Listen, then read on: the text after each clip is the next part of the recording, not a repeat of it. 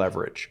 And so fundamentally, if you can have a supply-demand curve that is dramatically in your favor, that alone will dictate this. If you are the only person who sells this one thing and the entire world wants it, you are going to make a lot of money pretty much no matter what. It doesn't matter how good you are at marketing, doesn't matter how good you are at sales, doesn't matter how good you are at pricing, you're going to make a ton of money.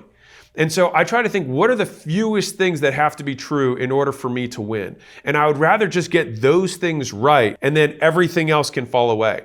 And so think about this in sequence. Supply demand is the first and most important thing. As long as we have those things, then if you had that hypothetical example of the entire world wants something and you're the only one who does it, what's the next thing you would need? Which is leverage. You would want to be able to get as much for the effort that you put in, because you would get bottlenecked based on maybe your supply chain. You'd have other dependencies that would prevent you from capitalizing on the opportunity that the supply and demand curve has put in front of you. And so in a perfect world, you have all of that and unlimited leverage. And that allows you to maximally capitalize on opportunities. And that is why I designed the acquisition.com logo to exhibit those things. Now, the first piece here is understanding whether your business is supply or demand constrained. And so a supply constrained business, for example, is one that's like cleaning. Like cleaners often don't have a hard time finding other businesses or other homes to do cleaning for. A lot of people just don't want to do it. The issue they have is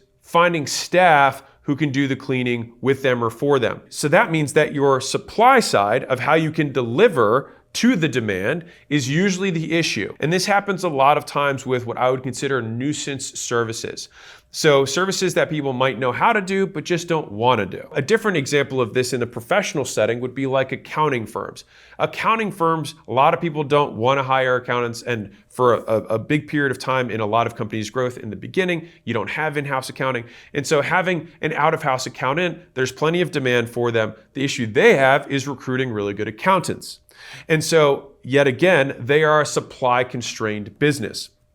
Now, this works again with legal, it works with high-end consulting. Like if you're a very good consultant in a niche, it's very easy to get people to want to buy from you, very hard to get other people to do what you can do because you're really good at this thing, right? And so this is very typical in a lot of businesses, especially service.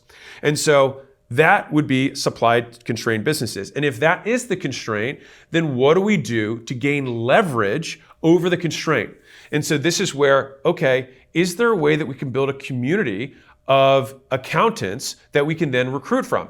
Is there a way that we can create some sort of environment that attracts more cleaners? Can our compensation structure, can we have a referral system internally for our team or our employees? Because I know what a cleaner, I know what a legal person, I know what another consultant is worth to me, to my business in total gross profit per year. And why would I not be willing to pay 20% of that to somebody? Now, you might do that math and be like, holy cow, I make $250,000 a year per new lawyer who joins my firm. It'd probably be a lot more than that, honestly. In that case, then why would I be unwilling to spend $50,000 to go and not only that, give that $50,000 to someone on my team for bringing another great lawyer in?